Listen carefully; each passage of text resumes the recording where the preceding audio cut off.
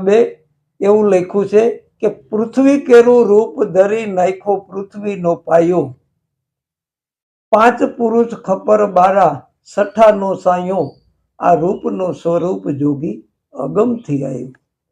આ પહેલી પંક્તિની ખુલાસો એમની માર્મિકતા કે પરમ પુરુષ પરમાત્માએ શાશ્વત સંસાર રચવા માટે પ્રથમ પૃથ્વીનું સ્વરૂપ એને પોતાને ધારણ કરવું પડ્યું અને એમાં રહેલી પોતાની જે કઈ ઉર્જા હતી એના માધ્યમથી તે શક્તિને બહાર કાઢી અને આ પૃથ્વીનો બંધારણ કરવામાં આવ્યું.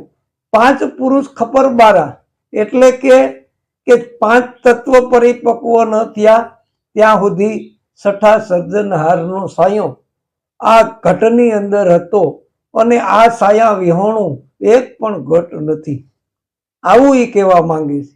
બીજી પંક્તિની અંદર સદગુરુ નાનક સાહેબે એવું બતાવ્યું છે કે પાણી કેરું બૂંદ પડ્યું એમાંથી પિંડ રસાયો, પાણી કેરું બૂંદ પડ્યું એમાંથી આ પિંડ રસાયો, પાંચ તત્વ ને ત્રણ ગુણ પવનથી આવ્યો.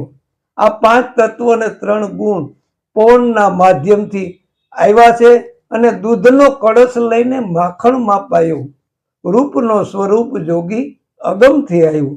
એટલે એમનો ખુલાસો કે પાણી કેરું બૂંદ એટલે કે રજ વિરજના મિલનથી આ પિંડનું આ દેહનું બંધારણ થાય છે. ઘણા સંતોએ બતાવ્યું છે કે અખિલ અલીલ અમારી ઉત્પત્તિ, જમીન અમારી જાત. આ અલીલથી આખા વિશ્વની ઉત્પત્તિ થઈ છે અને દરેકની જાતિ એક છે. જમીન અમારી જાત, આ જમીનની જે જાત છે એના સિવાયની જે કઈ જાતો અલગ પાડવામાં આવી છે, આ ખરેખર આ જાતિ ભાતિનો ભેદ જેને મળે છે એને સતગુરુના ઘરની વાત સમજાય છે. દૂધનો કળશ